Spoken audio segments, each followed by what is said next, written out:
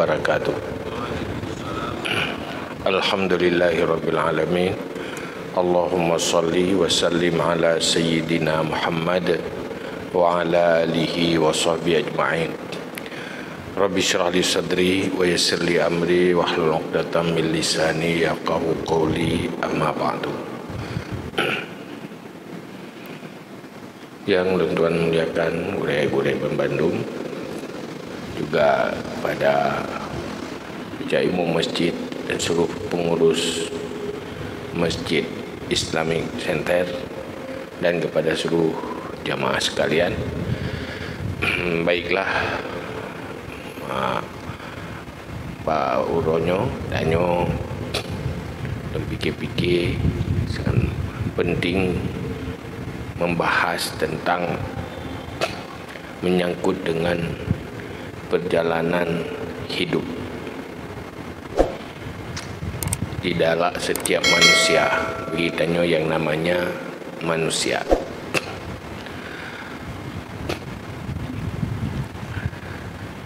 Yang perlu danyo ketahui bahawa setiap manusia yang dilahirkan ke dunia akan menjalani kehidupan.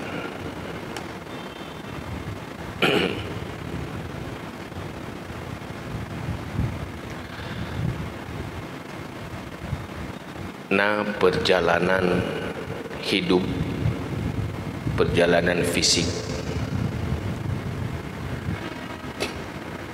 dan juga perjalanan di hidup dalam menjalani status kehidupan masing-masing.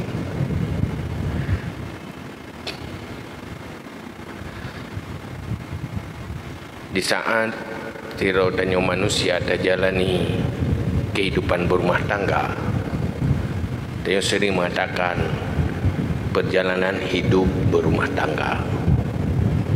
Di saat berkarir, dia mengatakan perjalanan karir. Semuanya adalah ada aktivitas, interaksi, aktivitas. Tetapi yang pelik ada perjalanan satu lagi bagi yang namanya manusia, yaitu perjalanan rohani yang menentukan manusia sampai ke syurga atau tidak sampai ke syurga. Yang tidak sampai ke syurga akan berada di neraka. Perjalanan rohani itu ada di dalam perjalanan hidup manusia. Allah mengutus Rasul sebagai guru rohani supaya manusia mampu menjalankan perjalanan rohaninya yang sukses sehingga sampai ke syurga. Artinya, untuk sampai ke syurga boleh bagi manusia yang tidak pernah bergerak, berpindah fisiknya di dalam sebuah tempat, tapi dia akan sampai ke syurga lewat perjalanan rohani. Maka Rasulullah sebagai utusan untuk membimbing manusia supaya mampu menjadikan perjalanan rohani di dalam perjalanan hidup untuk sampai ke syurga. Dan yang paling utama, sampai bertemu dengan Allah. Seluruh rumusan-rumusan syariat itu sebagai rumusan, sebagai konsep supaya manusia mampu menjadikan perjalanan hidup ini menjadi perjalanan ke syurga. Maka Imam Al-Ghazali membuat sebuah kitab kecil sebagai ringkasan dan sangat penting bagi siapapun yang ingin menjadikan hidup ini hidup yang terindah, yaitu perjalanan hidupnya menjadi perjalanan ke syurga. Dalam perjalanan ke syurga itu tantangannya besar sekali, berat. Tanpa taufik dan hidayah dari Allah tidak akan mungkin sanggup. Tetapi perjalanan ke neraka itu sangat mudah. Mulus dan mudah. Kenapa? Karena perjalanan ke syurga itu perjalanan yang sangat berat di dalam selera nafsu. Setiap manusia punya nafsu. Bawaan nafsu tidak berselera menjalani perjalanan ke syurga. Seleranya adalah perjalanan ke neraka. Maka berat di dalam berbuat kebaikan, sulit di dalam perasaan. Itu semuanya karena beban di dalam diri manusia. Maka oleh karena itu,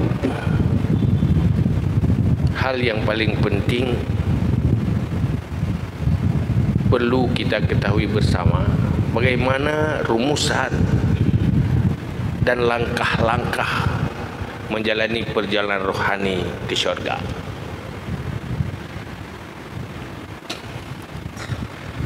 Syariat secara umum itu adalah rumusan untuk khusus manusia,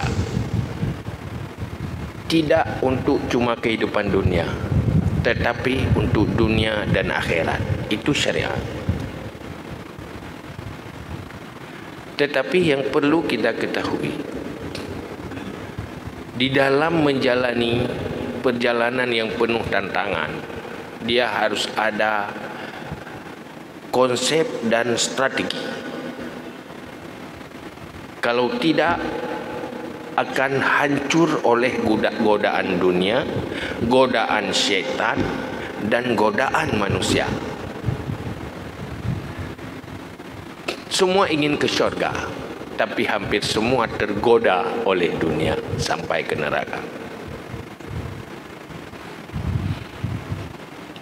Imam Al-Ghazali membuat sebuah kitab yang paling ringkas supaya gampang dikonsumsi dan diketahui, dimengerti oleh semua orang.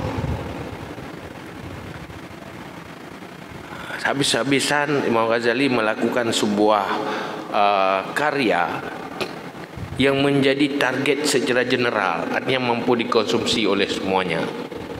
Kalau semacam Ihya itu terlalu besar, atau kitab-kitab yang lain terlalu besar, tapi gampang dikonsumsi, maka Al-Ghazali mengarang sebuah kitab kecil, yaitu namanya Minhajul Abidin ila Jannati Rabbil Alamin.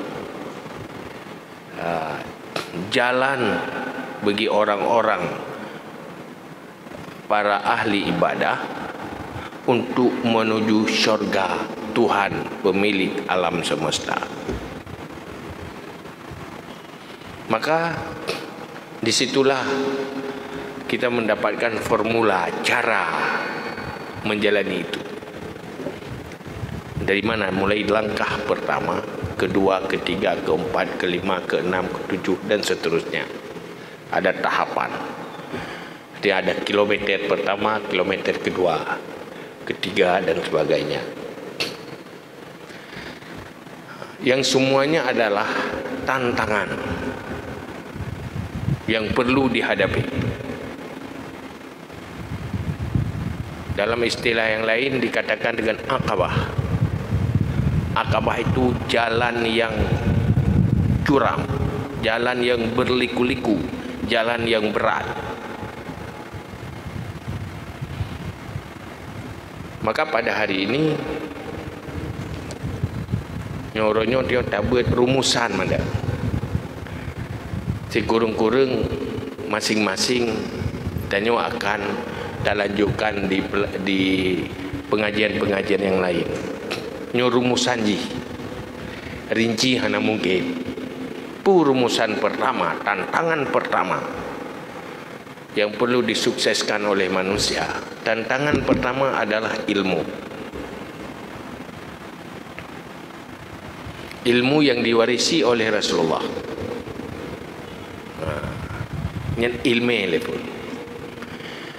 Ilmu yang menjadi target general, yang tidak boleh tidak, yaitu ilmu fardu ain yang berkaitan dengan keimanan dan akidah, yaitu tauhid, dan berkaitan dengan ibadah dan perilaku kehidupan, yaitu fikah, dan juga berkaitan dengan kepribadian, itu tasawuf.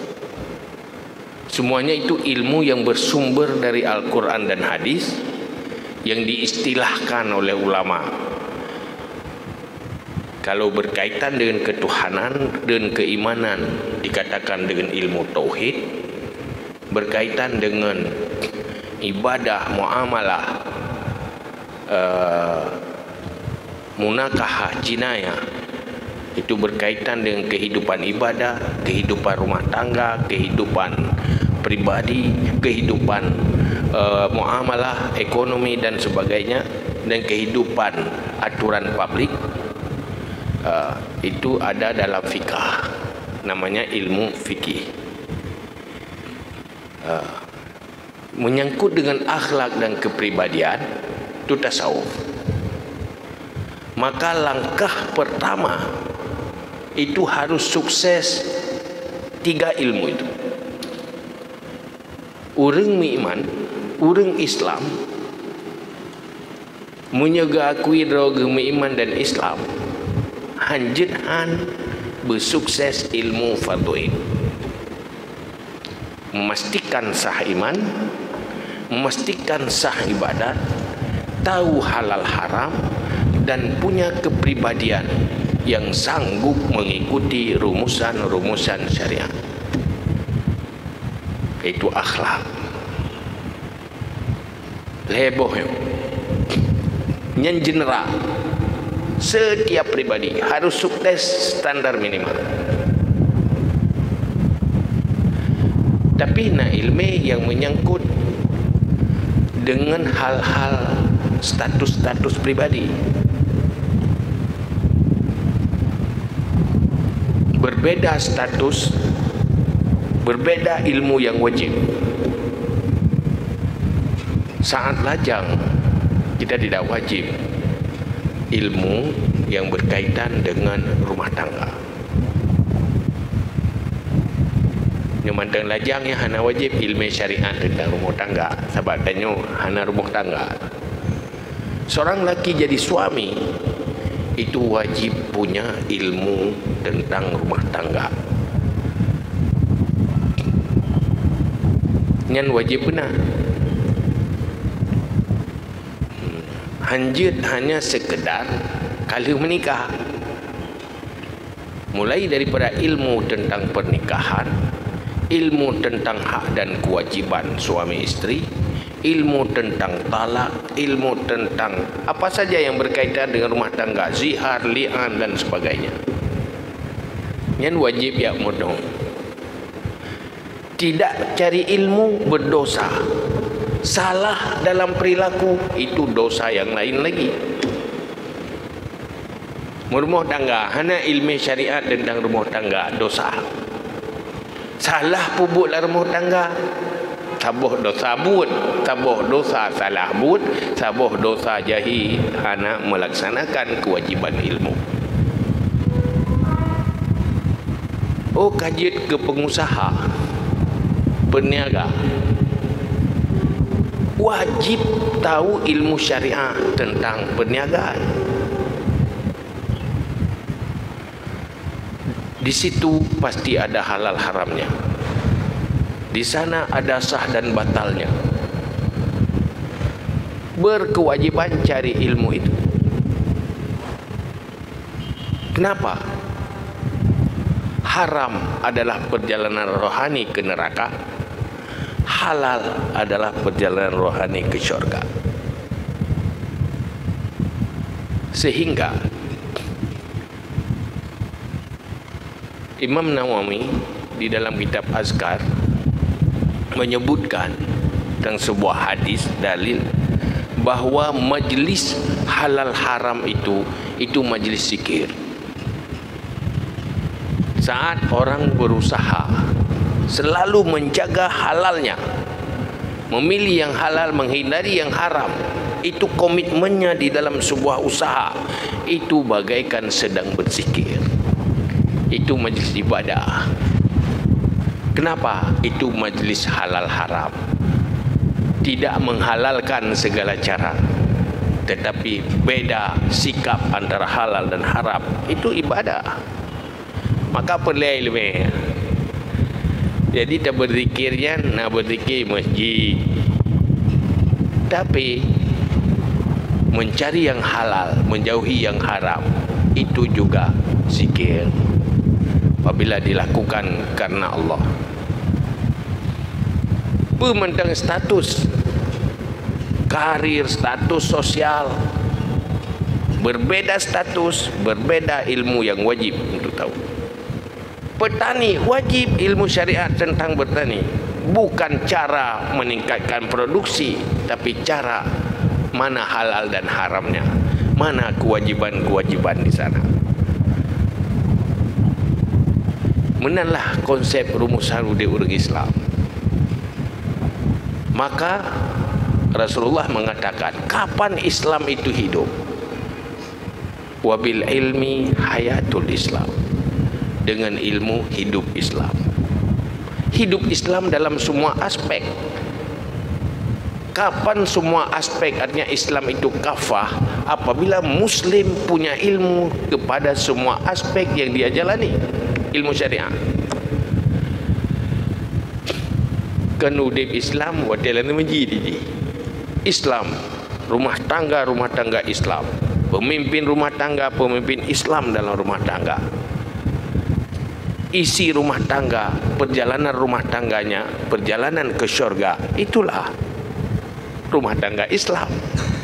Dunia hasanah wa fil akhirati hasanah.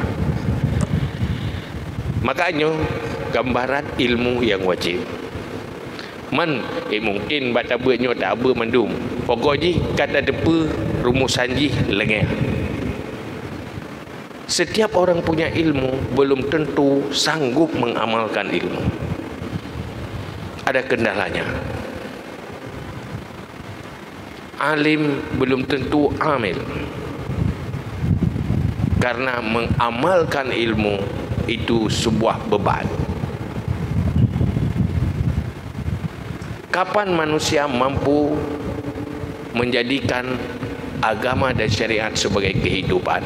Apabila dia mampu mengamalkan ilmu syariat di dalam kehidupan. Semua punya keinginan, semua punya cita-cita, semua punya rencana, tetapi terasa berat dan beban, penuh halangan dan tantangan. Akhirnya cita-cita tinggal cita-cita. Kenapa? Ada beban dalam jiwa. Bebannya adalah hati yang masih berlumuran dosa. Urang hai lumayang, hai bubu ibadah. Nah, beban, salah satu beban paling utama, hatinya tidak ada semangat. Rasa berat. Kenapa? Ada beban rohaninya. Dan yang menyogoh nak kita bergerak, yang menginta dengan guninya kita pelur. Nak guni pada itu leh, you pelung berjeratnya makin ringan, makin cepat bergerak. Salah satu beban hati di dalam menjalani perjalanan rohani, itu beban rohani, adalah khati'atuka, dosa-dosamu. Maka butuh bersihkan dulu dari dosa lewat sebuah komitmen tidak lagi melanjutkan berbuat dosa, berhenti berbuat dosa, kemudian tidak akan mengulanginya, dan menyesali apa yang telah terjadi, yaitu harus dengan taubat nasuha. Sukses taubat akan membuat manusia ringan di dalam melakukan kebaikan. Kenapa berat? Khati'atuka qad kabilatka. Dosamu membelenggu hatimu, bukan karena tidak punya waktu, bukan karena tidak punya tenaga, tetapi tidak punya selera karena beban di dalam rasa. Nyo ke hai tim terus urung masjid, hai tim terus urung majlis taklim, hai tim terus urung kebaikan. Kenapa? Beban. Maka langkah pertama kalau mau sukses, sukseskan taubat nasuha. Nhân buat bab taubat you. Yang buat bab taubat, you nak buat bab taubat ni. Pokoknya kedua, langkah kedua, taubat adalah sebuah komitmen yang menusuk di hati, yang tertancap dalam hati. Komitmen dia ada berbuat kebaikan, meninggalkan kesalahan-kesalahan, berhenti dan tidak mengulangi, dan menyesali. Semuanya karena Allah, bukan karena manusia, bukan karena kontrol sosial atau isolasi dalam sosial kenyang, tapi karena Allah, karena orang manusia aja, atau karena kepentingan dunia. Yang taubat, langkah itu baru langkah yang kedua. Selesai? Tidak selesai. Ketiga, ada tantangan lagi, penghalang, yaitu yang namanya awaik. Awaiknya yaitu dunia, nafsu, syaitan, dan makhluk.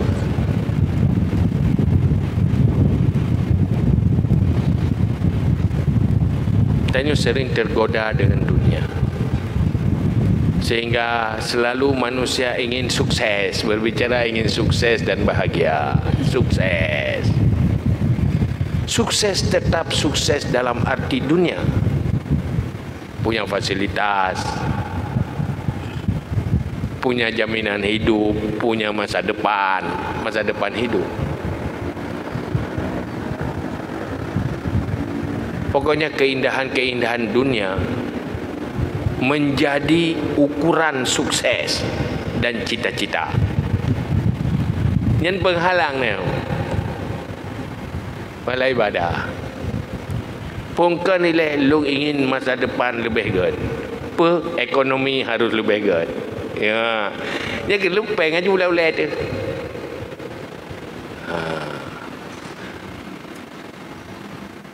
Menanti ingin fasilitas kehidupan rumah tangga yang serba cukup. Akhirnya kenan tujuan, lupa akhirat.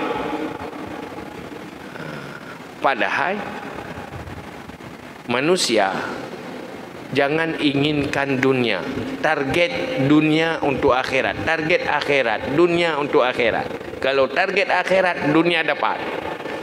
Kalau target dunia, akhirat tidak dapat. Maka hinan nalah konsep zuhud. Solusi zuhud. Zuhud, hati yang tidak terbelenggu dengan dunia. Dunia cuma di tangan, tidak di hati. Aduh ya, hana. Selesai masalah. Bukan tak boleh ada. Nah, kakak alhamdulillah, hana masalah.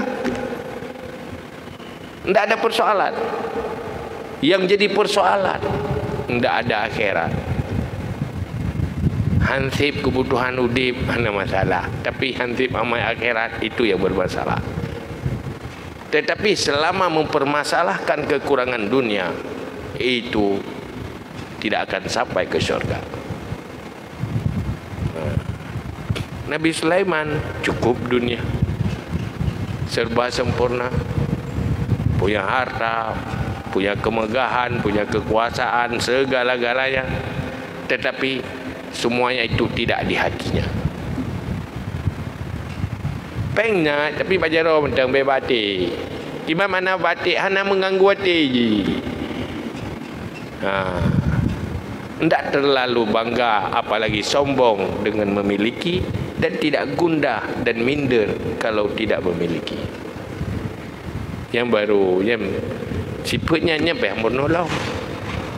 Nah, ilmu tersendiri. Yang kedua, makhluk yang ke pergaulan, lingkungan.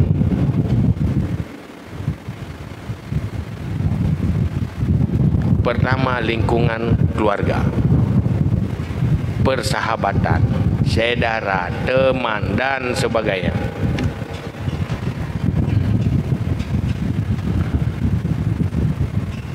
Belum manusia rusak karena lingkungan. Almar'u ala dini khalili. Manusia pasti akan ikut-ikutan dengan teman, dengan lingkungan. Pendidikan kalah oleh lingkungan yang salah. Maka dalam ilmu, dalam syariat pernah ilmu tentang uzlah dan etika interaksi dan berhubungan dengan lingkungan.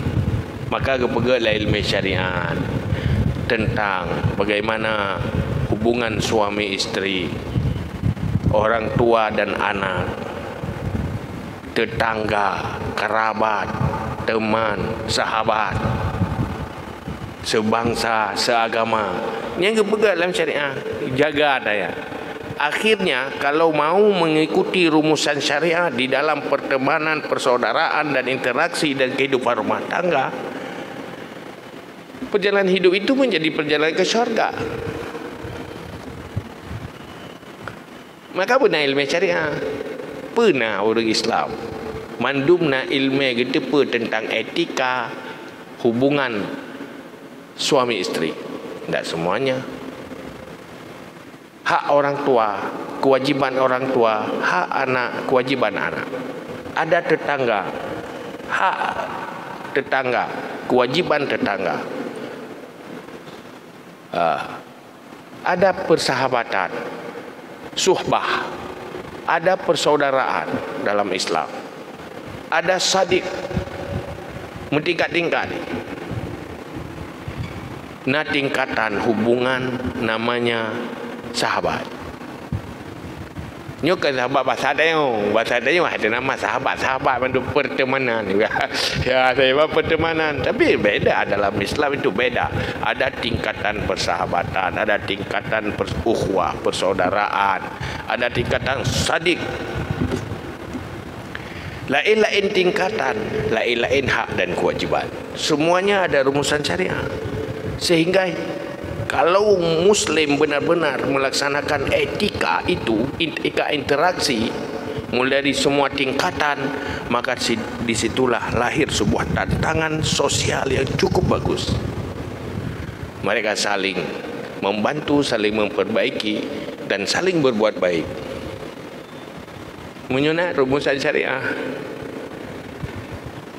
Yang lagi mekat benar sih, wajib benar ilmu ya. Kalau tidak, kita hancur gara-gara pertemanan, gara-gara persaudaraan, gara-gara perkawinan, hancur. Artinya hancur perjalanan rohani. Munyahana ilmu.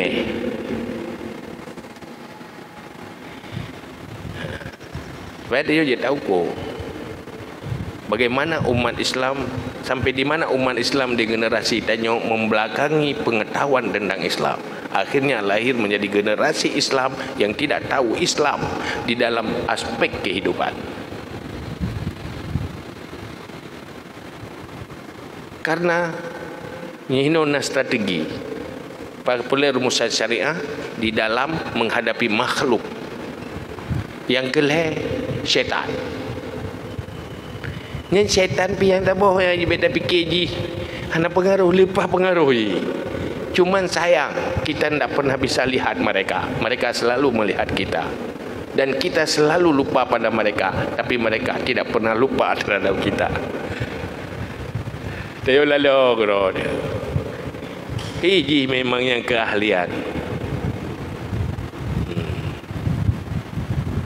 Maka harus tahu tata cara menghadapi syaitan, melakukan permusuhan dengan syaitan. Inna syaitan lakum aduwwum mubin. Musuhmu itu syaitan. Bagaimana strategi bermusuhan dengan syaitan? Ini harus ilmu. Ilmu lah. Ini hanya mungkin. Ini kan habis batai tadi. Makahinan dia perleku perlebu. Perle tak ber. Biar dia bercarang-carang tau dia. Yang lain-lain saya bodoh nafsu. Hidupnya yang paling berat. Itu paling berat. Dunia tidak pernah akan menghancurkan manusia kalau bukan ada selera dan nafsu terhadap dunia. Tanyuhan pernah tergoda dengan sesuatu yang tidak tertarik dan punya selera. Nabi Adam gara-gara hawa kesenang ia kesusah, maka berhasil ditakut-takuti oleh iblis. Di saat tanya hawa kekaya, ia kekasihan. Yang kengenya ni pergi oleh iblis. Jan kemah susah udik, kepakri udik. Dia lejan menghalalkan segala cara. Akhirnya rusak. Yang boh kapadi boh kali tarinci. 1 2 6 kah. Ilmu, taubat, awak ada 4, yaitu syaitan, dunia, nafsu, syaitan dan makhluk. Bawah. Itu semua mengganggu hati, mengganggu semangat, juga penghalang. Oleh yang melewati laut, bukan selesainya. Manusia bukan malaikat. Mereka butuh makan, butuh minum, butuh tempat perlindungan, butuh melanjutkan keturunan. Maka di saat butuh-butuhnya, butuhlah kepada fasilitas hidup, yaitu butuh ekonomi. Dalam bahasa lain, rezeki. Ya, apa ya benar rezeki. Ya kan? Itu jadi masalah. Banyak orang tak salat karena sibuk cari rezeki. Ya. Dan rezeki saja lah boleh ke? Yang mukan tak pangkai ke laba, laba ke pangkai, pangkai ke laba. Yang kena tak kan? Pun minta pangkai mengenai laba. Kepu labanya untuk tambah pangkai. Kepu tambah pangkai, mangat tambah laba. Man tambah labanya kepu, hai tambah pangkai lau. Nasib makin trik, makin lu hansip. Jamun hansip cuma 10 juta. Duduk atika tambah pangkai, ke hansip setu. Atika berat lu pangkai, ke hansip 1 miliar. Jadi kelebur rezeki saja lah boleh. Ya, saya pegang bahagian ekonomi semangat je. Ekonominya kop semangat je. Oh, yang tadi oleh wow ekonomi ni. Pengembangan ekonomi, peningkatan ekonomi, kemajuan ekonomi, lihat mati julah budek lah ilmu ekonomi lah boleh mati ju. merpah nang kubah yang dua wo akhirat bedah walair parpah lom kubah no dia wo gede wo akhirat ekonomi nyo pega pembahasan ibadah na menari ju asal ekonomi yang terah anu wadah ju itu tantangan sangat takut miskin. Orang beriman itu tidak takut miskin, tapi boleh kaya. Artinya siap miskin, punya miskin siap, kaya lebih siap. Tapi yang siap kaya belum tentu siap miskin. Siap hidup di gubuk pasti siap di istana. Orang yang siap di istana tidak akan sanggup turun ke gubuk, tapi dari gubuk pasti siap ke istana. Anak-anak tayo yang pagi dia punah kaya mandum. Buatlah mereka orang-orang kaya yang siap miskin. Kalau orang kaya yang siap miskin, kalau miskin siap, tenang, enjoy udah mana menderita aja, biasa betul. Ada masalah lagi, ada minderi. Maka di situ butuh kegalauan pemikiran tentang ekonomi, tentang rezeki. Kita harus belajar tawakal kepada Allah, karena di sana yang mengatur semuanya. Memiliki hati yang tawakal. Nyampai amurno konsep tawakal, payah latihan tawakal. Kalau tidak, hancur oleh persoalan rezeki. Kalau sering lebih bergahai tanya udipnya, habis rezeki minta rezeki. Ya, tapi habis rezeki minta rezeki. Maka rezeki dia lah boleh. Bahaya tanya, semikir katanya, sibuk pingatnya. Sehingga tidak ada waktu berpikir untuk nasib abadi masa depan. Ini menyangkut dengan bermacam persoalan qada-qadar Allah yang terjadi terhadap diri dia. Selalu yang terjadi di luar yang Tanyo inginkan, terjebak ke dalam hal-hal yang hana pernah terbayangkan. Karena setiap manusia bukan sesuai rencananya, tapi semuanya sesuai dengan rencana Allah. Harus memiliki hati yang siap menerima qada-qadar, selalu realistis dengan kenyataan, menerima kenyataan, hana terbebani, memiliki hati yang rida qada-qadar. Munyuhan bermasalah udipnya, bagilah menurut kau udip dia. Hawa ada keujian kak kurang, hawa kurang kau ujian. Hawa kebangat kak sakit kan. Kan lagi hawa ada kecewa lah. Udik kecewa sampai-sampai walaupun je kecewa. Kecewa dengan keadaan, kecewa dengan situasi, kecewa. Padahal itu semua itu takdir Allah sebenarnya. Siapa yang mampu menghadapi itu? Yang bisa menghadapi dengan senyum semuanya? Mereka yang punya hati, yang punya hati itu rida qada qadar Allah. Nyapa yang minta ilmu ya lo, mahar lo udah lo yang yo. Olian musibah beban hidup harus memiliki hati yang sabar. Kemudian menyerahkan keputusan masa depan kita, baik dan buruknya, kepada Allah, yaitu memiliki hati yang tafwid. Nyan payah minta ilmu ya. Ina kepada boh ilmu itu minta. Tu yang penting, yang paling inti, ilmu tentang tawakal dalam persoalan kebutuhan hidup, fasilitas hidup. Sampai di mana kekuatan tawakal? Tawakal itu menyerahkan urusan kita pada Allah. Benar-benar hati menyerahkan urusan pada Allah. Hati yang tafwid, hati yang ridha qada qadar, dan hati yang sabar. As-sabru sa'irun ila kulli zafrin, kata Sayyidina Ali. sumber manusia sukses dan tercapai keinginan adalah memiliki hati yang sabar. Nyalih tanya lo, tanya nak bosan. Hai di rezeki kabere, masalah rezeki kerana masalah li, beban kerana li beban. Kenyataan sudah terima, belum tentu sanggup bermunajah dan beribadah kepada Allah tanpa ada semangat.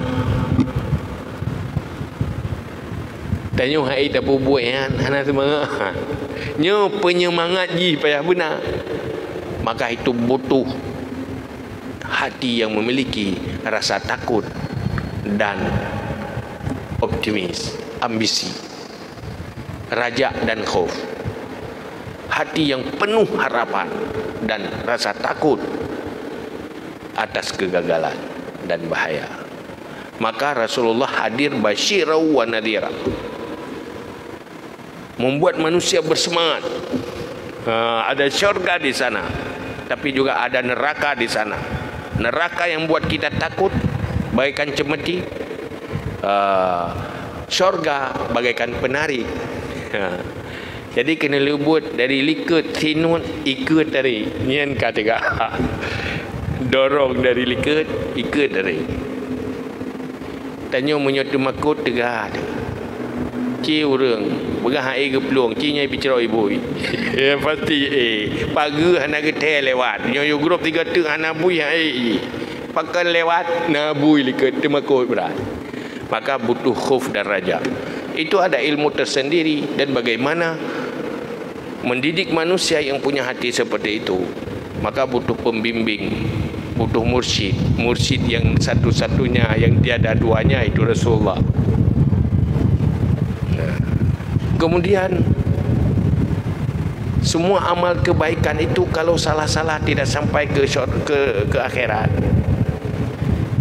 Ibadat jid 70 tahun, baca 5 minit. 5 minit ada mendung. Hanya dengan riya. Nah, ukuran riya, ibadat 70 tahun, 5 minit habis. Karena ada penyakit yang menghancurkan nilai amal itu. Yang paling utama riya. Lain-lain nanti dengki. Al-hasadu yakulul hasanah. Kama takulun narul khatabah. Penyakit-penyakit hati muhlikat. Bagi kena kawat deh, yang merusak amal kebaikan. Perusak-perusak amal kebaikan itu hindari. Karena sebuah bangunan ada rusaknya. Na gempa rusak ngenapui. Amal akhirat harus jaga sampai selamat, sampai terus akhirat. Baik baca tengah jalan. Lu tajak waji, duduk tak bangga-bangga dengan hajian. Tak tahu le orang tak pegah. Tak pegah untuk bangga, untuk cari nilai. Kemandurung pegah ria. Tetapi kalau cari nilai pada manusia, cari kehebatan pada manusia, itu membatalkan pahala-pahala amal. Sehingga Hasan Basri Batirah dia bertemu Batirah bertemu Batirah rumah Hasan Basri kan orang yang paling mulia, ulama sufi, aulia Allah. Dia bertemu pormohnya ingin menampakkan bahawa dia itu orang baik. Kena perlu mahra kan orang gad, orang naik ibadat kali kerja wajib. Cara pegah. Gemahai ya jumpa mentu ke. Hai, pemandu haji kacok ti atabak yang lumpur kali kedua haji. Ya dia pegah ya sama seri bertepu elok kan 3 aku jak wajib 2 ke. Ben fikir tahu.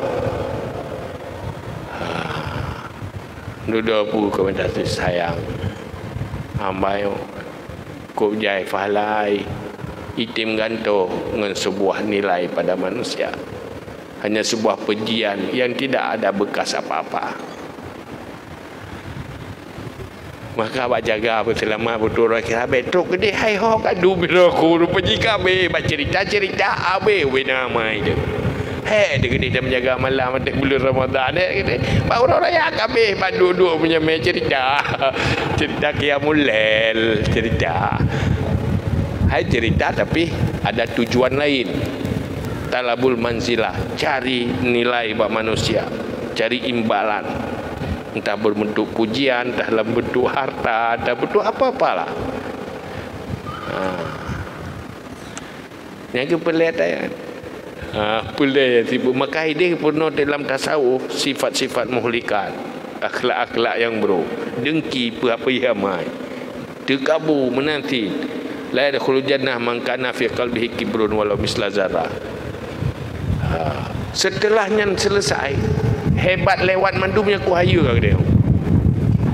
Kita tak dua ilo sama mai hana lumai dua li tayo lumai tagat menyo bunuh terbegah kan lewat. Tiana hayu taga. Tapi hati-hati sehebat apapun kita. Ahli ibadah, ahli ilmu malah nampak hal-hal yang luar biasa nabi Allah, tapi belum tentu selamat kalau ada ujubnya dan lupa bersyukur. Dua ada yang bersyukur kepada Allah.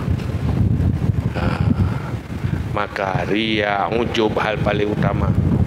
Hapus tidak ada di hati. Kemudian syukur juga, memiliki hati yang bersyukur tidak gampang. Wa khuliqal insan kafura.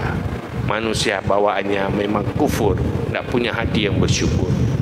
Maka untuk menjadi hati yang bersyukur, intinya taufik dan hidayah Allah, tapi sebabnya harus cari ilmu dan harus ada pembimbing yang mengajarkan. Jadinya ke selayang pandang.